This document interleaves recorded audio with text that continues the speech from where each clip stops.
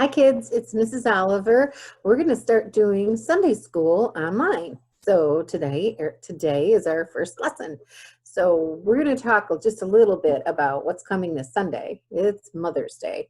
So some of you live with your mom, some might live with grandma, or maybe you're visiting at an aunt's house right now. I don't know, but I'm hoping that there's a special lady in your life that just means a whole bunch to you. And I want you to think about how can you make her feel special. So maybe you could make her a card or draw her a picture or pick her some flowers that are out in your yard. There's some dandelions in my yard right now. Those could be picked. So maybe it's just you're going to be very kind. You're going to get along with your siblings that day.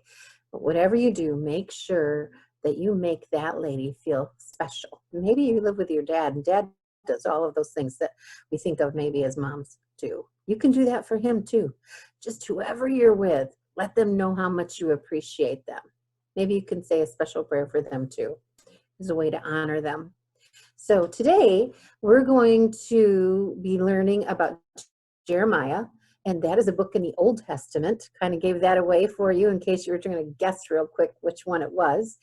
But Jeremiah was a prophet, and God had a plan for him. And so we need to think about, does God have a plan for us? He does. He has a plan for each one of us. Right now, his plan for you is to be safe and to be at home and to be learning school in a different way. And maybe you get to play in your backyard more than you've ever done. Or at our house, we're playing a lot of board games. But we are learning how to be kind to each other when you have to be in the same place day after day. And sometimes that's hard, but I know that you can do it because God says that we can do all things through him. So we're going to be playing a video about Jeremiah in just a few minutes, but I wanted to let you know one more thing before we get to the video. Sorry. We had a challenge to learn some Bible verses, and a few of you kids did that. You learned the Lord's Prayer, and I had some wonderful videos sent to me. Thank you very much. Really brightened up my day. And I drew a name out of a hat, and the name was, are you ready? Here we go. The winner is Matthew McClure. So Matthew, I'm going to be sending you a gift certificate from Dairy Grill, along with a book that you can share with your siblings, and that'll be going out in the mail very soon. So look for some good news in the mail for you. Good job, everybody. So the next challenge is the love chapter. It's in 1 Corinthians chapter 13, verses 4 through 7. I'd really like you to try and learn that one if you can. Now, it's not mushy-gushy, don't worry. It's nothing gross, but it talks about being kind and patient, and that's really hard to do. But there's some wonderful verses in this book in 1 Corinthians, and that's in the New Testament. So you try and learn these verses, and then your parents can send an email of you either reciting it or a video, or they can just let me know, yep, he did it, she did it, good job, and then I'll put your names in a hat for drawing. So without further ado, I'm going to be having this video come right after I'm done talking about Jeremiah, and that, remember, God has a plan for you just like he did for Jeremiah. What does God want you to do? See you next week. Bye, guys.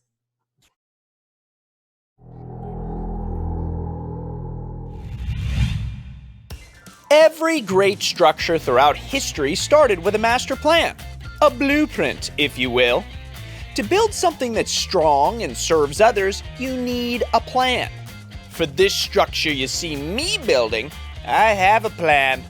A master plan for a structure unlike anything you've witnessed before. Behold.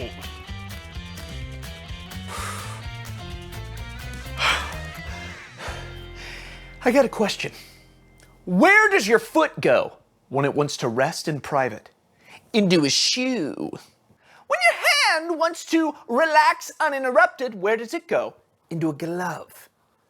But what about when your face wants a little R&R? Where does it go? You don't know. I don't know. And that's when I came up with my master plan.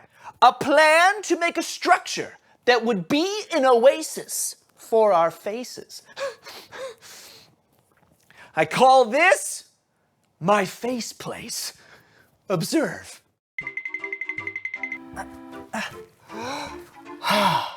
What a delight.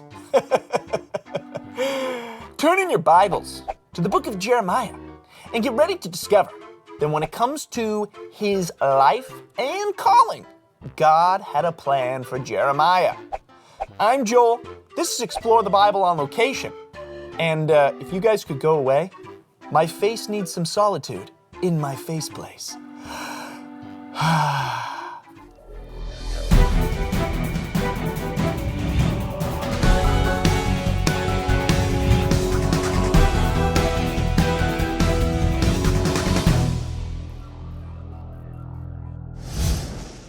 This is Jeremiah. He was God's prophet to Judah during a really tough time in Judah's history.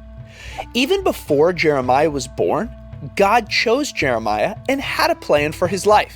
Did you know that every bridge, building, car, bicycle, and even microwave you see started with a plan? The inventor or designer had an idea in their mind of something they wanted to build. So they started by drawing blueprints and plans so that their idea could become a reality. All right, everybody, we are here with Brian. Brian, thanks for letting us visit today. Yeah, Joel, glad you're here.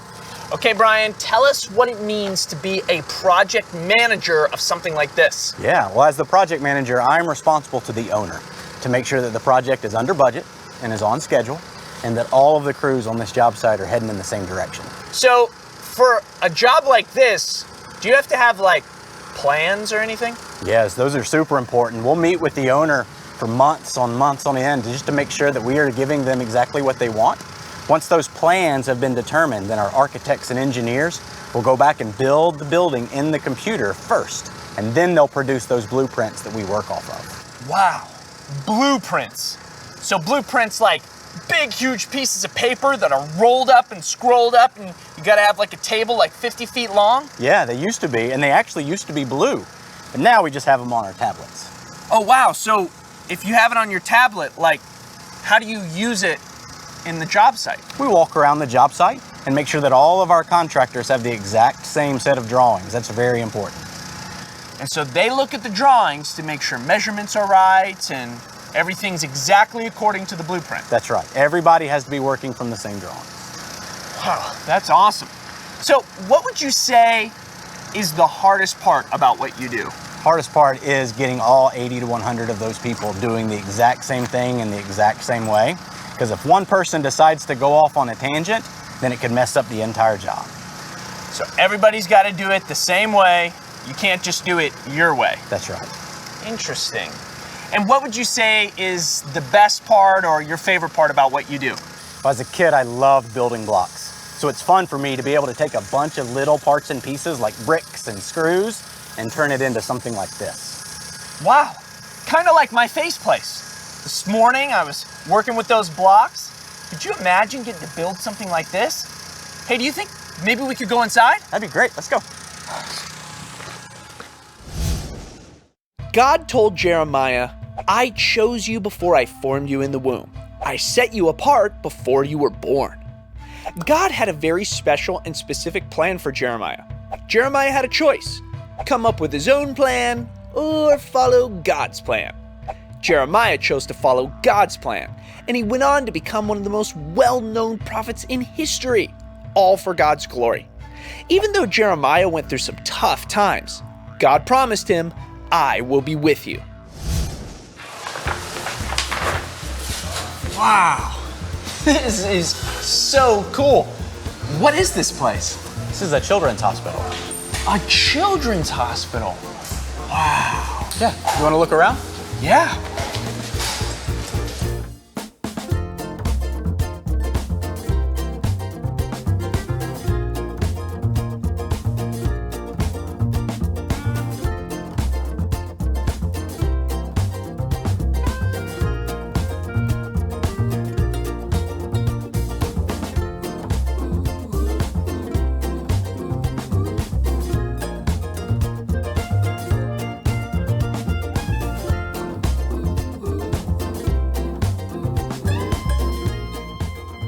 So the blueprints show you like where walls are supposed to go and doors, but what about all of this wiring and that looks like air conditioning work?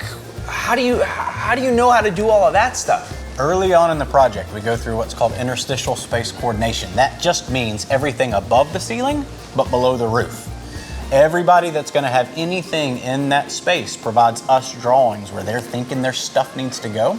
And then we all work together and coordinate it to make sure that we don't have any collisions, that the ductwork's not going to be hitting the electrical conduit or the fire sprinkler's not going to be hitting the electrical conduit. It all is specialized of where it's supposed to go. Wow, that's incredible. You gotta have plans for everything. Although, I actually think maybe there are a couple things missing from the plans. I had an idea. Here, come with me, I'll tell you what I mean. Okay, move this here, move that there. Hey guys, I'm getting to change the plans of this entire building. Instead of water fountains, we're gonna have salsa fountains. And instead of paper towel dispensers, we're going to have tortilla chip dispensers, right? No, I'm gonna need that back. I think you're making a big mistake, Brian. But you are the boss, so I respect that. It looks like my ideas and the changes I wanted to make are not gonna happen to the final plans. But when it came to God's plan for Jeremiah, everything God promised came to pass. Guess what? You were created on purpose, for purpose, and God has an amazing plan for your life. I'm Joel, he's Brian. This is Explore the Bible on Location. And what about like a giant cheese fountain when you first come in the building? No. That's probably a good idea. But this is a cool hat.